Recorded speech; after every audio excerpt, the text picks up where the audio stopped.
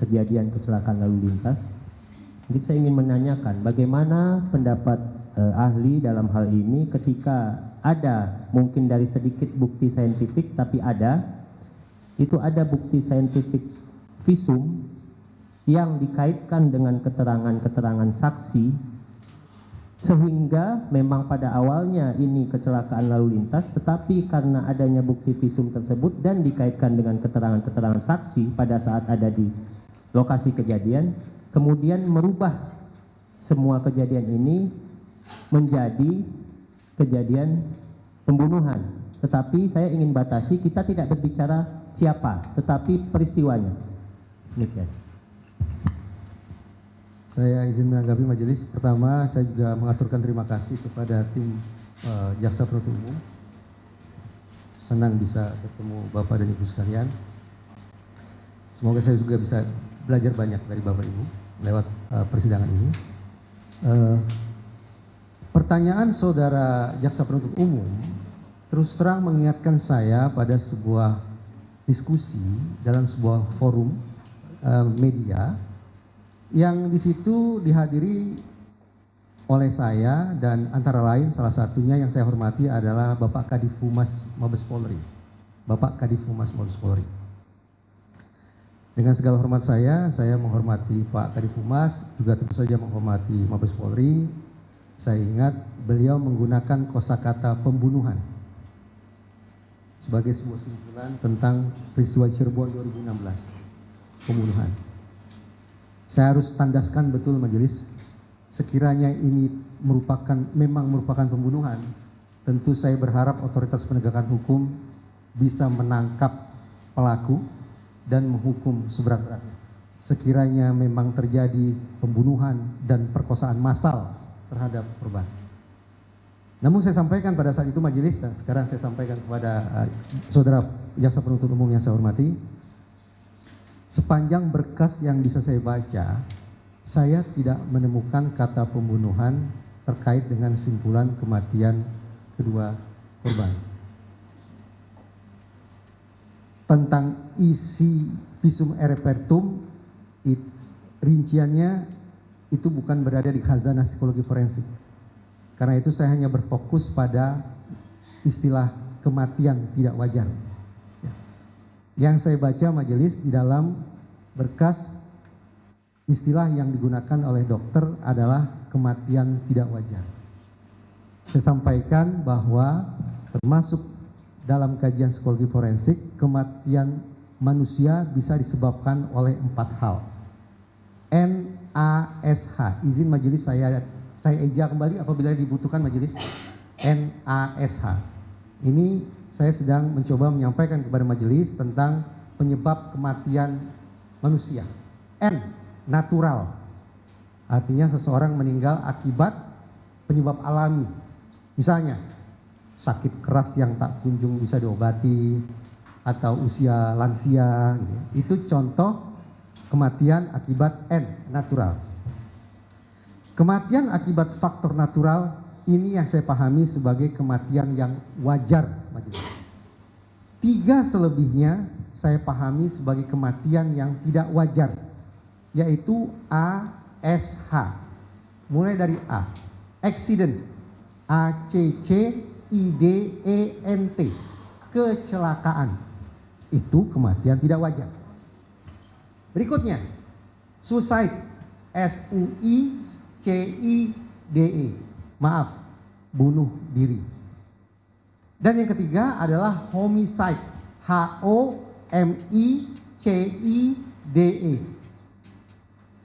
kematian akibat perbuatan orang lain. Saya tidak menggunakan istilah pembunuhan karena belum tentu perbuatan orang lain itu berupa pembunuhan. Tapi homicide adalah kematian yang disebabkan oleh perbuatan orang lain. Saya ulangi majelis, N atau natural itu yang saya pahami sebagai kematian yang wajar. Sementara accident, suicide, dan homicide inilah yang saya pahami sebagai kematian tidak wajar. Saya sampaikan di hadapan yang saya hormati Pak Kadif Humas Mabes Polri, dan sekarang saya sampaikan kepada saudara jaksa penuntut umum, sepanjang yang bisa saya baca di dalam berkas adalah kematian tidak wajar. Namun kematian tidak wajar itu apakah serta-merta bisa disimpulkan sebagai pembunuhan? Belum tentu majelis. Karena sekali lagi yang saya pahami ada 3 jenis kematian tidak wajar, yaitu kematian akibat kecelakaan, kematian akibat bunuh diri, dan kematian akibat orang lain. Sampai di situ saya simpulkan dalam bentuk pertanyaan majelis, bahwa kasus atau peristiwa Cirebon 2016 ini pembunuhan atau bukan pembunuhan. Sampai di sini. Jadi saya tidak berpretensi mengatakan bahwa peristiwa 2016 adalah kecelakaan. Sebagaimana saya juga tidak menyimpulkan bahwa ini merupakan bunuh diri, pun saya tidak pernah menyimpulkan bahwa ini merupakan pembunuhan. Saya bertanya, kematian tidak wajar itu apakah merupakan pembunuhan? Bukan pembunuhan. Apakah akibat perbuatan orang lain? Apakah bunuh diri? Atau apakah akibat kecelakaan? Demikian saudara. Mudah-mudahan bisa dipahami. Mungkin melanjutkan sedikit Pak. Nah tadi sudah disampaikan seperti itu, penyebabnya kematian tidak wajar ada 3. Nah saya ingin menanyakan lebih lanjut, bagaimana terkait 3 penyebab kematian ini, yang penyebab kematian tidak wajar, apabila kemudian dikaitkan dengan adanya saksi yang menemukan kondisi atau pertama kali menemukan bahwa keadaan itu bukanlah dalam artian secara umum bukan merupakan bentuk kecelakaan seperti itu. Baik majelis. Urut-urutan berpikir saya majelis adalah, saya mencoba konsekuen dengan apa yang saya sampaikan sejak awal persidangan ini. Saya akan mengandalkan pada bukti saintifik dari disiplin ilmu apapun, entah itu psikologi, entah itu kedokteran, apapun disiplin ilmu yang bisa memberikan kontribusi saintifiknya bagi pengungkapan sebuah kasus. Saya tidak memiliki kompetensi yang saya maksud bukan kewenangan tapi kecakapan untuk menilai hasil pemeriksaan dokter. Oleh karena itu saya tetap hanya pada sebuah pertanyaan, apakah ini kematian tidak wajar bisa dianggap sebagai akibat kecelakaan, ataukah bunuh diri, ataukah akibat perbuatan orang lain. Untuk langkah berikutnya adalah saya mencoba mencermati keterangan para saksi. Mudah-mudahan majelis tetap ingat bahwa posisi saya pada dasarnya adalah skeptis terhadap yang namanya keterangan.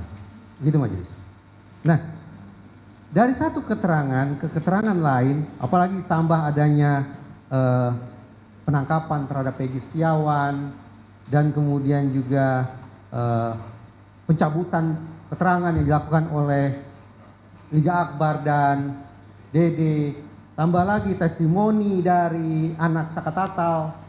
Dan ini catatan yang menurut saya landmark, bahwa Kapolri sekali lagi sudah menyampaikan menurut saya sebuah testimoni bahwa sekaligus otokritik bahwa kerja Polda Jabar pada tahun 2016 dalam mengungkap kasus Cirebon tidak memadai secara saintifik. Ini yang menjadi dasar bagi saya dengan segala hormat sanksi terhadap kualitas keterangan para saksi yang ada di dalam berkas tersebut. Ini pandangan umum saya.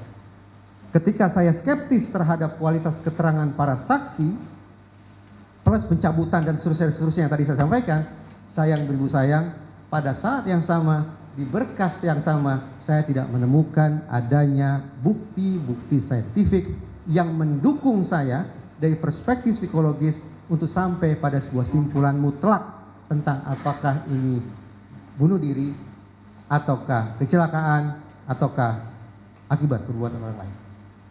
Inilah sekali lagi yang ingin saya katakan majelis, ringkasnya sebuah proses penegakan hukum, pengungkapan kasus yang terindikasi, paling tidak demikian, terlalu mengandalkan pada keterangan dan menomor sekiankan bukti saintifik. Termasuk yang terpenting menurut saya, sesuai dengan keterbatasan ilmu yang saya punya, saya saya berharap dengan segala hormat otoritas penegakan hukum, bahkan mungkin majelis yang mulia bisa menghadirkan ekstraksi data atau bukti komunikasi elektronik via gawai yang dilakukan oleh para tersangka maupun kedua korban pada malam peristiwa meninggalnya almarhumah Vina dan almarhum Eki.